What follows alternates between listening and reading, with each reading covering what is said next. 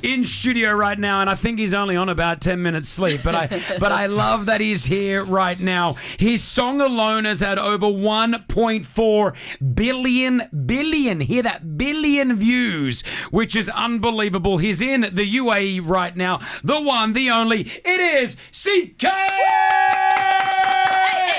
We've got to wake you up, man.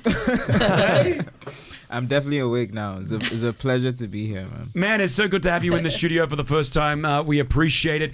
Tell me, firstly, congratulations, 1.4 billion views. Like, that's pretty epic. Thank you. Yeah. Do you think Ckay, like 5 years ago, the Ckay would have been like, there's no chance I'm going to have 1.4 billion views? I mean, I wouldn't say there's no chance. It's just like, I hoped for success, but then the success that came kind of surpassed my expectations, so it's something to be grateful for. And how does success feel? Ooh. It feels good, I guess. Comes with lots of expectations and pressure, and it's cool still. I mean, it's something to be grateful for regardless, I was going to say, it looks good from what I can see around your neck. So not only does it feel good, yeah, look at that. It looks good. I mean, how many diamonds do you have on that? And there's a love heart with more diamonds. It's got diamonds around. Like, I mean, what are we wearing here? I don't know, man. It's a bunch of diamonds. Shout out to A Jewelers, my jeweler he's in London.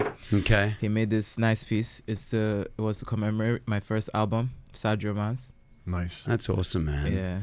So, I mean, with the song that, I guess, from a commercial point of view for a radio station like us, when this drops, like the whole Afrobeat and the feel of it has now gone international.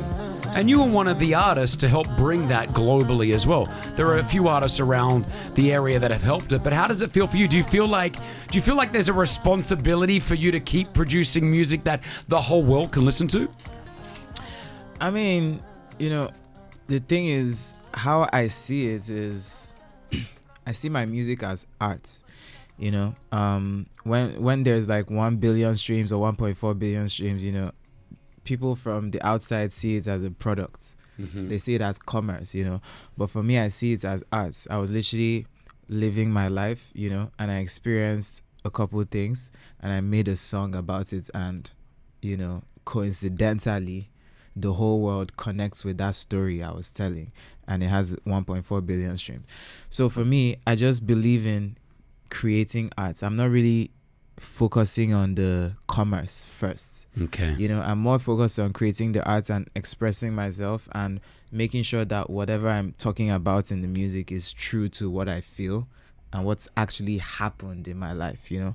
I don't make music about stuff I've not experienced. I don't just put together lyrics and, create a product. Like, everything is real to me. So I just focus on expressing myself and staying true to myself and telling stories that really happened. And if it does 1.4 billion streams, amazing. If it does 900 million streams, amazing. If it does 1 million streams, amazing. That's... What if it does 5 streams? Even if it's 5 streams, even though it won't be 5 streams. But it's still amazing, because for me, at the end of the day, is art. And I feel sometimes, commerce might dilute art and make it, watered down. And for me, I try not to bring myself to that point. I try to make sure that whatever music I'm making, whatever I'm talking about is actually authentic and it actually true to what happened in my life. So that's the focus for me. With Love Nwantiti, of course, and the success of it, did you then have a lot of producers come to you and say, let's make Love Nwantiti Part 2? Like, did they say, like, we got to do another one like that? We got to do another one. Like, do you feel that sometimes when you're in those rooms? I mean, yeah, kind of, because, I mean, let's even go back to how Love Nwantiti even happened. Okay. What does it mean, by the way? Nwantiti? So, Nwantiti in my language, which is Igbo, from southeastern Nigeria, means a little bit. So, Love Nwantiti means a little bit of love. Okay. So basically, I was literally in, my living room in Victoria Island, Lagos, Nigeria. I was chilling with my friends, my manager, and I was in front of my computer, like, as usual, making a beat. Then I made this beat and I just freestyled on it. Like, this was close to midnight. And in my mind, I was going to replace the with like words in the morning, because it was like a drop. So I woke up in the morning and I heard it and it was just perfect to me. So I'm like, nah, I'm not replacing it. And everyone, felt the same way. So me doing that and eventually having a co-producer, co-produce, add some details to the drums. That was like a moment it was like a time capsule, me capturing a specific moment. So success or 1 billion streams or whatever coming from that moment, and then having people trying to recreate that. You know what I mean? It's hard.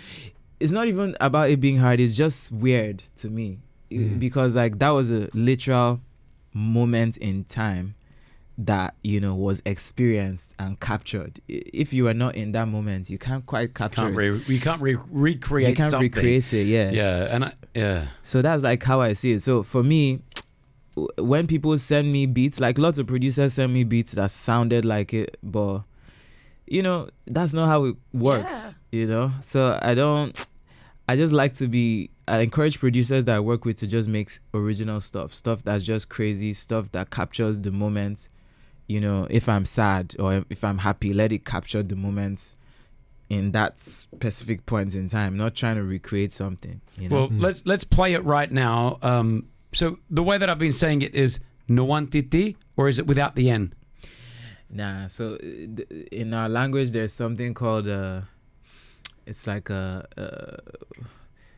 it's like a consonant, but like a composite consonant. Mwa. So the NW is like pronounced as Mwa. Mwa. Mwah. Nwantiti, not Nwa. Come on, Chris, don't destroy it. It's like Mwa. Love Nwa.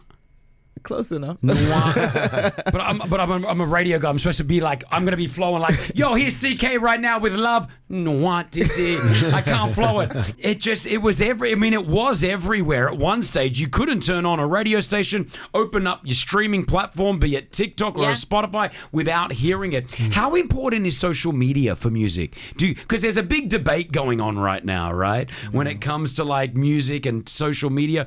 For you as an artist, do you like it being on social media? You know what's funny? I feel like my song is really, really appreciated on TikTok. Like all my music, actually, not just Love Quantity. But I'm not even as much of a TikTok person as many people would think.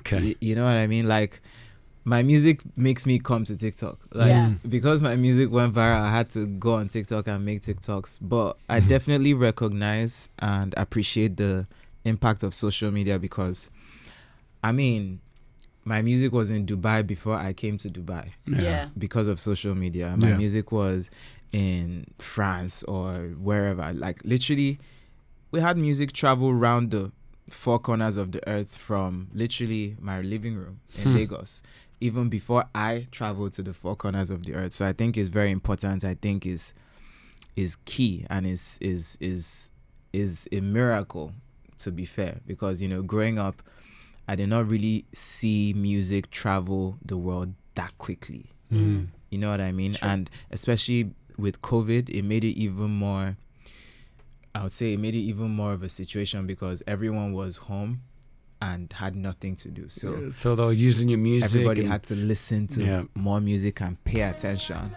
Because Love Quantity actually came out before COVID, but during COVID, lots of people in the world got the chance to really discover it and be like, listen to it and be like, oh, Afrobeats. I like, lots of people got introduced to Afrobeats through my music, and that's something that is amazing and wouldn't have probably happened this quickly without social media. So social media is definitely a very important thing. And like what I love about your music, Ckay, especially like from the Afrobeat sort of feel, like it instantly puts me in a good mood. It puts me in a vibe of like, I don't know, like it's just, I'm chilled. Do you know what I mean? There's something about it. Yeah. You know, and you don't get that from all genres. You don't get that from all styles. This is Emiliana, Yeah. which again, when it popped sort of virally on social, then it became sort of that hit. Can we talk about your new hit right now it's Wahala? Yes. So this one is another big one, which we're about to get into. Tell me more about this one. Yeah, so let me first tell you what Wahala even means. So Wahala in Pidgin English, which is like a version of English we speak in Nigeria, we mix it up with our local languages. It means problem. But in this record, it's like a good problem. Okay. Okay. You know, the problem you like, not the problem you don't like. And Okay. It features Olamide, who is a rapper from Nigeria, legend, you know. He's played a very, very important role in Afrobeats. Very, very, very important role. And, you know, this is our second collaboration. And he killed it. And I'm really, really excited about this one. The video is coming out really soon. We did something crazy. And yeah, I love it so much. Produced by BMH, the greatest, you know. And yeah, he also co-produced Emiliana, by the way. Okay. So it's So you have some- you have your people around you that you also want to bring up with you at the same time, right? Absolutely. I think, you know, Afrobeats is not a one-man thing, you know. Like it's a whole culture. It's a whole group of people creating a sound, you know, and it's taking over the world. So I believe we all need to, you know, stick together. So like I might use that to my wife. A good problem. Yeah. I may Well, say that. You should always turn your problems into good things, they say, don't you? But you're an amazing musician. Obviously, you can play the piano, the guitar, and everything. You learned from a young age. Your dad taught you, right, when you were younger. Yeah. Have you got any tips? Like, because my kids are learning the piano at the moment, and I just want to make sure that they stick at it. So have you got any tips on how to stick at it at a young age? You know what's really funny? When my dad started teaching me the piano, so he was teaching me how to read like standard notation and stuff. So I was playing lots of hymns.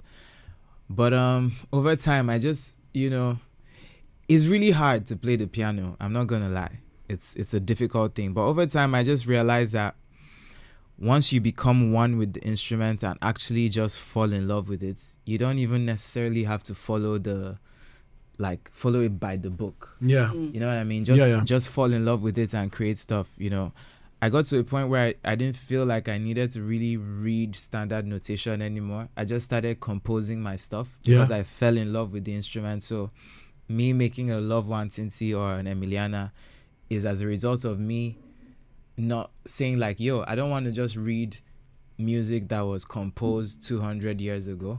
I want to just like fall in love with the instrument and come up with melodies that capture how I'm feeling, you know. So I would say the one tip or the one pointer I would give to anyone who is trying to learn an instrument is you really need to fall in love with the instruments. You know, like there's so many rules, so many conventions, so many, you know, ways of playing it and everything. But when you really fall in love with the instruments, it doesn't really matter. Everything just flows. 100%. Like some of the most talented musicians, they don't read music. They Go just on, do it all by... reference it. Go. His greatest is the Beatles. The Beatles. Biggest Beatles. The Beatles. Go. Say I it. just love the Beatles, and like obviously Paul McCartney went to Lagos. He recorded lots of music there, so there's a good connection between Nigeria and the Beatles, which I love. So Any interview, he always gets the Beatles in. It's, no matter who we're interviewing, Sorry. it's the Beatles mention. No, but you're right. I mean, look at Ed Sheeran. He says he doesn't know how to read music. He gets his guitar and he plays it and he feels at one with it. So it's an important thing to sort of understand, is like that love for music. Collaborations. If you could collaborate with anyone in the world right now, who would you want to collaborate with? That's a that's a really tough one because There's got to be someone that you'd be like, I want to do this collab, and you put it out to the universe. I'll say The Weeknd. That's a good one. Yeah. Yeah. The Weeknd. I think if we made a song, it would be fire. Yeah. It will be very fire. You know, but at the end of the day, still, I'm really big on energy with collaborations. You know, many people like to collaborate because of numbers and strategy and whatever. But for me, I noticed that the best collaborations I do comes when there's a genuine friendship or connection between me and the artist making the music. Because, you know, at the end of the day, music is spiritual, it's not just a bunch of words and melodies, but hypothetically, I think me and The Weeknd will make a really fire song. Yeah, I agree. definitely. I totally agree. Now there is a Pretty is from originally from India, but through New York City. Yeah. We have read that there is an interest in collaborations, possibly with an Indian singer as well. Is that true? Oh yeah, absolutely. Who? So I have a record with Nora Fatehi. Love her. We love Nora. We had her in the studio a few weeks ago. She's very, very talented as well. Yeah. Yeah, we have a really sick song. I'm really excited about that one as well. Okay, can't wait to hear I that thought one. you were about to reach into your pocket and play us a little bit over there for a second. I was getting excited. So that's that would ruin the surprise. I tried. and I mean, so apart from, did you learn any Hindi? Have you spoken any Hindi yet? Have you learned any of it? Unfortunately, not yet. Okay. I've not learned enough Hindi, but I learned some Moroccan. Okay, Okay. good, You know, because Nora's 'cause Moroccan. Nora's, yeah, She's Moroccan, yeah, and I was in Morocco like a week ago, and the one word I learned that stood out to me is bilbella. Bella. Bella. Yeah, it's like it's when something is like fire. Like let's say a song is really nice, you're like bilbella, it's bilbella. Ah, okay, Nice. Bella. Yeah. Pretty. Can you Well- teach Ckay maybe a little bit of Hindi right now, because you may need it. Well, this is the thing. Is it true that you're a fan of Shah Rukh Khan? Oh, absolutely. Okay, so Shah Rukh Khan is the GOAT, right, when it comes to Hindi movies. Sure. How about we start? I'll teach you a famous Shah Rukh Khan dialogue. Okay. And if you can nail that, you've got India on your side. CK? Okay. Yeah? All right, ready? Hit me. Okay, let's hear it. Let's take a listen. कोई बात नहीं senorita कोई बात नहीं बड़े बड़े देशों में ऐसी छोटी छोटी बातें होती रहती हैं Pretty, please. That is fast. yeah. That is like. Is that sped up? Is that No, that's how fast Shah Rukh Khan Okay, talks. And I believe you can do this. This will get to Shah Rukh Khan one day. Yeah. Yeah. You'll have Shah Rukh Khan in your music video. Yeah. Just he only wants to know Nwantiti of it. A little bit. I'll try my A little best. bit. Did I get that right? Was that good? Yeah. Yeah. That was- All right. He's focusing right Okay, now. go Can you ahead. let CK? Koi baat nahi, señorita, koi baat nahi. Bare bare dasho mein aisi choti choti bate hoti rete hai. Yay! You nailed it. Are you playing with us? I hope I wasn't saying nonsense. You nailed it. Are you playing? You knew that because what happened? That You was nailed amazing. It. I'm Oh, not yeah? even like, I'm not trying to like hype you. You nailed it. Thanks. Love that. Yes. Literally. Well, Big, sure, but give big, him a round. big shout out to Shah Rukh Khan. I grew up watching his movies. My sisters, like if you grew up in a Nigerian home, everyone who's listening to this that's Nigerian, they know what I'm talking about. Like if you have sisters, you know that they were definitely obsessed with Bollywood, and because they were obsessed, you had to be obsessed too. So I definitely watched lots of his movies, and definitely a legend. Big shout out to him. Love that. I love that Bollywood Yeah. movies were being watched. Transcends. Everywhere. Yeah. Yeah, that's unbelievable. A lot, yeah. CK, you're such a. First of all, thank you for coming in. I know you're on about an hour and a half sleep, so thank you so much. 20 minutes. 20 minutes. You had a 20-minute power nap. Unbelievable human being. So thank you for just being kind and lovely. That's so important as well. Thanks for having me, And man. you're so talented as well. So thank you so much for hanging out with us.